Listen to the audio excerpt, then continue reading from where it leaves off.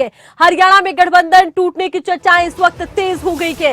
चंडीगढ़ में सीएम मनोहर लाल से मिलने पहुंचे हैं बीजेपी प्रदेश प्रभारी विप्लव देव। मुख्यमंत्री मनोहर लाल से विप्लव देव की ये मुलाकात फिलहाल जारी है। गठबंधन समेत कई अहम मुद्दों को लेकर चर्चा और सीएम हाउस पर कैबिनेट मंत्री जेपी दलाल भी मौजूद है। चर्चा इस वक्त तेज है कि क्या गठबंधन रखेगा या गठबंधन अब टूटने के कगार पर है। यहां पर आपको ये बता दें कि हरियाणा में बहुमत का आंकड़ा 40 का है। बीजेपी के पास 41 विधायक है और 4 जिनसे विप्लव देव ने मुलाकात की थी। राज्य प्रभारी विप्लव देव का ये मुलाकात, इसको लेकर आपको बता दें धर्मपाल गोंदर, राकेश दौलताबाद, रणधीर सिंह और सोमवीर सांगवान से ये मुलाकात हुई थी। तभी से लगातार चर्चाएं तेज थी और इसी बीच आज की बैठक महत्वपूर्ण। और ज्यादा जानकारी के लिए इस वक्त खबरें अभी तक के पॉलिटिकल एडिटर अनिल मोर इस वक्त हमारे साथ लाइव जुड़ चुके हैं। जी अनिल, ओवर टू यू।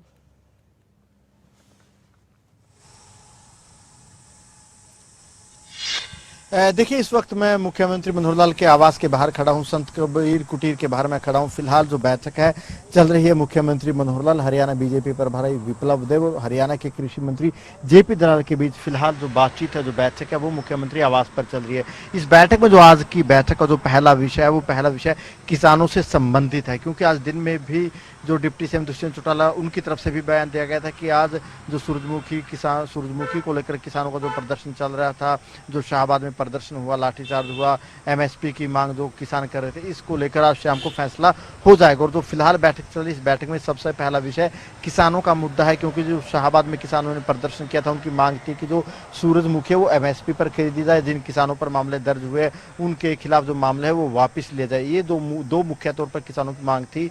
इसी को लेकर कहीं ना कहीं इस बैठक में सबसे पहले किसानों के मुद्दे पर चर्चा होगी। संभावना है कि सूरजमुखी किसानों को लेकर प्रदेश सरकार की तरफ से आज को शाम को घोषणा की जा सकती है, ये संभावना बनी हुई, क्योंकि जो सूरजमुखी का एमएसपी था वो 6400 रुपये था। वहीं जो सरकारी खरीद हो रही थी एफएड के जरिए वो 4800 पर हो रही थी। 1000 रुपये जो प्रदेश सरकार की तरफ से भावांतर भरपाई योजना के तहत दिए जा रहे थे, यानी 5800 रुपये किसानों को मिल रहे थे। और जो एमएसपी था 6400 था, तो लंबा चौड़ा उसमें गैप नहीं था। और इसी के विरोध में, एमएसपी ना मिलने के विरोध में जेजेपी के विधायक रामकरण काला, उनकी तरफ से चेयरमैन से इस्तीफा दे दिया गया था। तो ऐसे में कहीं ना कहीं मुख्यमंत्री की, प्रदेश प्रभारी की और जो कृषि मंत्री, सबसे पहले कोशिश रहेगी कि किसानों के मुद्दे का कोई समाधान निकाला जाए। तो ऐसे में संभावना है कि सूरजमुखी किसानों को लेकर प्रदेश सरकार की तरफ से आज कोई बड़ा फैसला लिया जा सकता है। अब आ जाते हैं दूसरे राजनीतिक विषयों को लेकर, क्योंकि सूरजमुखी से जुड़ा विषय, सरकार से जुड़ा विषय है। अब राजनीतिक विषयों की बात कर लेते हैं, क्योंकि दिल्ली में जिस तरीके से 2 दिनों से घटनाक्रम चल रहा है, 4 निर्दलीय विधायक कल मुलाकात करते हैं, हलोपा के विधायक गोपाल कांडा आज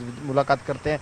इन 5 विधायकों में से 2 विधायकों के बयान आते हैं कि गठबंधन तोड़ देना चाहिए, चाहे गोपाल कांडा है निर्दलीय विधायक। अगर सोमवीर सांगवान की बात करें, इनकी तरफ से बयान आते हैं कि गठबंधन तोड़ देना चाहिए। और सोमवीर सांगवान ने तो ये तक कहा है कि बीजेपी को जेजेपी के साथ अलायंस का कोई फायदा नहीं है, जेजेपी का अलायंस रहेगा तो बीजेपी को नुकसान होगा। अगर अलायंस तोड़ दिया जाता है तो बीजेपी फायदे में रहेगी। तो ऐसे में कहने कि ये 2 दिनों में जो मुलाकातें हुई है प्रभारी की, तो उन मुलाकातों को लेकर भी प्रभारी कहना कि मुख्यमंत्री से चर्चा कर सकते हैं। इसके अलावा आने वाले दिनों में अमित शाह की एक बड़ी रैली सिरसा में होने जा रही है। उस रैली के लिए हरियाणा बीजेपी अध्यक्ष ओम प्रकाश धनखड़ की तरफ से बाकायदा संयोजक, रैली के जो संयोजक है, व्यवस्था के जो मैनेजमेंट के लिए जो प्रभारी नियुक्त करने हैं, पार्टी नेताओं की ड्यूटियां लगा दी गई, जिनमें सांसद सुनीता दुग्गल, शिक्षा मंत्री कंवरपाल गुर्जर, पूर्व मंत्री विपुल गोयल, इन 3 नेताओं को रैली की जिम्मेदारी दी गई। तो ऐसे में कहीं ना कहीं जो अमित शाह की रैली होने जा रही है, इस रैली को लेकर भी कहीं ना कहीं जो प्रभारी है मुख्यमंत्री से बातचीत कर सकते हैं, यानी कई विषयों को लेकर इस बैठक में चर्चा होगी। हालांकि जो सबसे अहम है, क्योंकि पूरा प्रदेश इन दिनों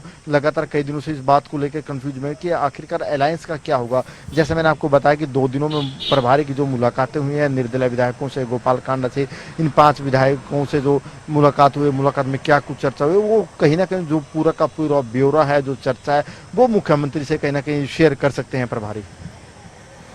अच्छा, देखिए अनिल, इस वक्त सबसे बड़ी चर्चा यही है कि गठबंधन रहेगा या नहीं रहेगा। कहीं ऐसा तो नहीं होगा कि हुड्डा की जो 3-3.5 साल पुरानी एक भविष्यवाणी है कि गठबंधन टूट जाएगा, वो अब पूरा हो जाएगा? क्योंकि इस वक्त जो आंकड़ा बनता है, 41 पहले से विधायक है, 4 से विप्लव देव निर्दलियों से मिलते हैं, हलोपा का खुला समर्थन पहले से है। ऐसे में सरकार अपने आप चलाने की स्थिति में बीजेपी है। उस लिहाज से क्या गठबंधन पर अब लगता है कि वो तलवार लटक रही है, भविष्यवाणी अब सच होगी हुड्डा की?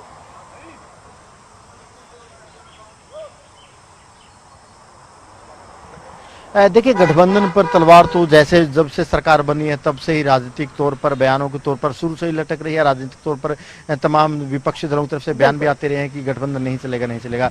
लेकिन मैं आपको बात थोड़ी सी यहाँ पर स्पष्ट करना चाहूंगा। जैसे मैंने आपको थोड़ी देर पहले लाइव में बताया था कि जो गठबंधन पर आखिरी फैसला है वो बीजेपी आलाकमान को करना है। मुख्य तौर पर 3-4 लोगों को ही पता है कि भविष्य क्या है गठबंधन को। उनमें प्रधानमंत्री नरेंद्र मोदी, गृह मंत्री अमित शाह, बीजेपी के राष्ट्रीय अध्यक्ष जेपी नड्डा, संगठन महामंत्री बीएल संतोष। इन 4 लोगों के अलावा शायद हरियाणा में चाहे मुख्यमंत्री हैं, डिप्टी सीएम और जो बड़ी सारे के सारे नेता, उनको भी नहीं पता कि गठबंधन का क्या फैसला होगा, क्या भविष्य होगा। और जैसे मैंने आपको बताया कि इन दिनों जिस तरीके से बीजेपी के बड़े स्तर पर बैठक हो रही है, 2 दिन पहले लगातार 2 दिन बीजेपी की आलाकमान की शीर्ष नेतृत्व की हाई लेवल की कई घंटों की बैठक हुई। आज महासचिवों की बैठक हुई, 11 तारीख को बीजेपी शासित राज्यों के मुख्यमंत्रियों की बैठक है। तो ऐसे में बीजेपी कहीं ना कहीं 2024 पर फोकस कर रही है।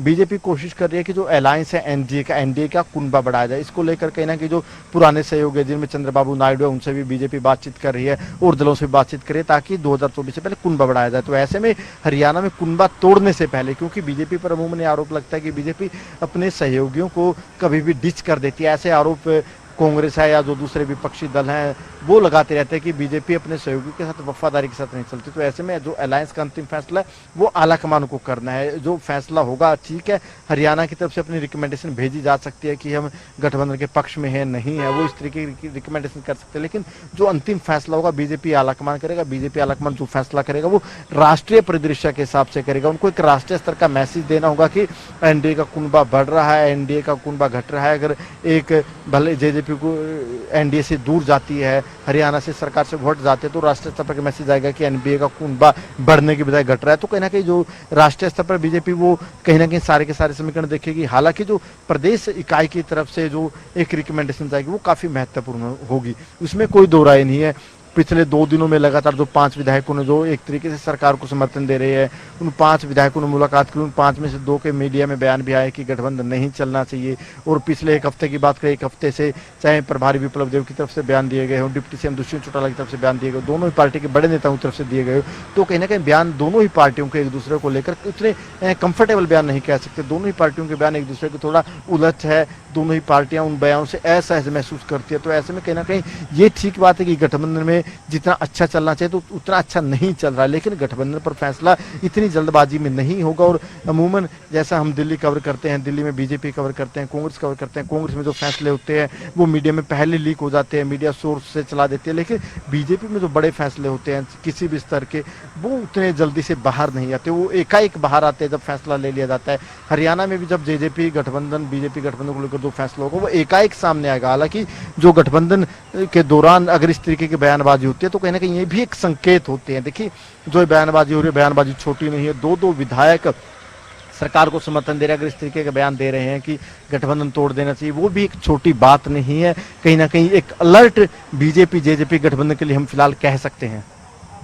अच्छा, अलर्ट की स्थिति आपने बताई है गठबंधन के लिए हरियाणा में हमें नजर आती है। और पूरे परिदृश्य को, यानी कि एक बड़ी पिक्चर हम देखते हैं कि 2024 की तैयारी में बीजेपी है। ऐसा कोई मैसेज बीजेपी नहीं देना चाहती कि हमारा कुनबा घट रहा है, ये आपने कहा। इसलिए गठबंधन टूटता हुआ फिलहाल इस लिहाज से नजर नहीं आता। लेकिन कुछ ऐसे महत्वपूर्ण बिंदु हैं अनिल, जिनके ऊपर की लगातार चर्चाएं गई कि हो सकता है कि जिस तरह से लोकसभा चुनाव में 10 की 10 सीटें बीजेपी ने अपने दम पर जीती थी, इस बार अगर अलायंस में चुनाव लड़ते हैं तो कम से कम 3 सीटों पर कहीं ना कहीं उन्हें समझौता करना होगा। कम से कम 3 सीटें तो जेजेपी को देनी होगी। उस लिहाज से क्या कुछ ऐसी वजह भी नजर आती है कि हरियाणा में गठबंधन टूट भी सकता है?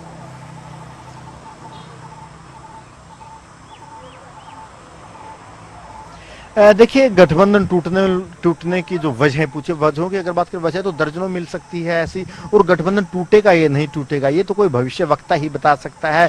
राजनीतिक तौर पर, पत्रकारिता के तौर पर शायद कोई नहीं बता सकता कि गठबंधन का भविष्य क्या होगा। अब वजहों की अगर बात करें, क्योंकि जो कुछ बिंदु ऐसे तो गठबंधन के पक्ष में नहीं है। जैसा आपने कहा कि क्योंकि बीजेपी 10 की 10 लोकसभा सीटें जीती हुई है, बीजेपी के एक बड़े धड़े का ये मानना है, बीजेपी की एक बड़ी लीडरशिप का मानना है कि हरियाणा में बीजेपी को लोकसभा चुनाव में किसी तरीके के अलायंस की जरूरत नहीं है। बीजेपी अगर गठबंधन में लड़ेगी तो कम से कम 1 या 2 सीट जेजेपी को देनी पड़ेगी। उन सीटों में ज्यादा चर्चाएं भिवानी, हिसार, सिरसा, इन 3 में से 2 सीटें जेजेपी को देनी पड़ेगी अगर गठबंधन में लड़ते हैं। तो बीजेपी का एक बड़ा धड़ा इस पक्ष में नहीं है कि जेजेपी को सीट दी जाए, क्यों हम अपनी सीट कम करें। एक सबसे बड़ा पहलू तो ये। दूसरा, बीजेपी के अंदर एक बड़े धड़े का ये मानना है कि जो नेगेटिविटी है फील्ड में, जो एक विरोध है फील्ड में, वो बीजेपी को लेकर उतना नहीं है, विरोध जेजेपी को लेकर ज्यादा है।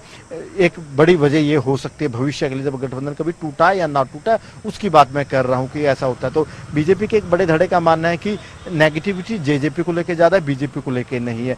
तीसरा एक ये मानना है बीजेपी के बड़े धड़े का कि जो जेजेपी का वोट है, जेजेपी का वोट ग्रामीण स्तर का वोट है और खासतौर से जाट वर्ग का वोट है। तो बीजेपी के एक लीडरशिप का ये भी मानना है कि जो जेजेपी का वोट है वो किसी भी हालत में बीजेपी को नहीं मिलेगा। जब जेजेपी का वोट बीजेपी को नहीं मिलेगा तो ऐसे में उस अलायंस का फायदा नहीं। तो ये 3-4 बड़े बिंदु है जिनको लेकर कहीं ना कहीं जो बीजेपी का एक बड़ा वर्ग है कहीं ना कहीं अंदरूनी तौर पर चाहता है वो फिलहाल। हालांकि देखिए मीडिया में किसी बड़े नेता ने इस तरीके का कोई बयान नहीं दिया, लेकिन अंदरूनी तौर पर कहीं ना कहीं बीजेपी के जो थिंक टैंक कह सकते हैं, जो रणनीतिकार कह सकते हैं, बीजेपी के रणनीतिकारों का मानना है कि बीजेपी अगर जेजेपी के साथ लड़ती है तो कहीं ना कहीं बीजेपी को वहां पर 1-2 सीटें लोकसभा में जेजेपी को देनी पड़ेगी। बीजेपी का वोट तो जेजेपी के पास चला जाएगा, लेकिन जेजेपी का वोट बीजेपी के पास नहीं आएगा। तो बीजेपी नहीं चाहेगी कि हरियाणा में वो अपनी सीट किसी भी तरीके से कम करे, जो उनका मत प्रतिशत है वो दूसरी पार्टी के पास, दूसरी पार्टी का मत उनको ना मिले। तो कहीं ना कहीं एक और जो सबसे बड़ी वजह है, जो बीजेपी के रणनीतिकार मानते हैं कि बीजेपी और अगर बीजेपी जेजेपी साथ लड़ते हैं, कांग्रेस उनके आमने सामने की लड़ाई होती है तो बीजेपी को उसका नुकसान रह सकता है, बीजेपी को फायदा नहीं होगा। बीजेपी का जो रणनीतिकार है वो मानते हैं कि अगर जेजेपी भी चुनावी मैदान में हो, बीजेपी भी चुनावी मैदान में हो, कांग्रेस भी हो, इनेलो भी, आम आदमी पार्टी हो, जब ये सारे राजनीतिक दल मैदान में हो और अगर मुकाबला त्रिकोणीय या 4 कोणीय होगा तो उसमें फायदा बीजेपी को होगा। तो कहीं ना कहीं इन तमाम समीकरणों को देखते हुए बीजेपी के जो रणनीतिकार हैं, कुछ रणनीतिकार है वो चाहते हैं कि अलायंस उतना लंबा नहीं चलना चाहिए। हालांकि जो निर्दलीय विधायक है, निर्दलीय विधायक तो शुरू से चाहते हैं कि गठबंधन लंबा नहीं चलना चाहिए, गठबंधन नहीं होना चाहिए, क्योंकि निर्दलीय विधायकों को पता है कि जब तक गठबंधन रहेगा उनकी सरकार में उतनी दाल नहीं गलने वाली, उनको मंत्री या कोई दूसरे बड़े पद नहीं मिलने वाले। निर्दलीय विधायकों को पता है कि अगर आज भी गठबंधन टूट जाता है तो कहीं ना कहीं सारे के सारे मंत्री बन जाएंगे, वो सारे नहीं बने तो कम से कम 2, 3, 4 तो मंत्री बनेंगे। तो कहीं ना कहीं निर्दलीय विधायकों की तरफ से बयान दिए जाते हैं तो वो उससे बिल्कुल साफ तौर पर प्रेरित है, इसमें कोई दो राय नहीं है। लेकिन कहीं ना कहीं जैसा मैंने आपको बताया कि जो गठबंधन का फैसला है बीजेपी को राष्ट्रीय परिदृश्य के हिसाब से लेना है, बीजेपी को फैसला एनडीए के लिहाज से बीजेपी को उस चलिए, ये वो तमाम फैक्टर अनिल आपने बताए हैं जिनके लिहाज से लगता है कि कहीं ना कहीं गठबंधन को लेकर बीजेपी के कुछ नेताओं में या निर्दलियों में यह है कि गठबंधन ना रखे तो ही बेहतर है। ये वो फैक्टर है। अब कुछ ऐसे फैक्टर जिनको लेकर लगातार चर्चाएं बहुत है। उजाला हल्के को लेकर लगातार बयान सामने आ रखे हैं। विप्लव देव ने कहा था मेरी दीदी यहां से चुनाव लड़ेंगी, इधर दुष्यंत चौटाला का हल्का है और आगे इसी सीट पर चुनाव लड़ेंगे। तमाम तरह के बयान दोनों पार्टियों की तरफ से आ रखे हैं इस एक हल्के को लेकर। यहां क्या तस्वीर बनती है विधानसभा चुनावों के लिहाज से?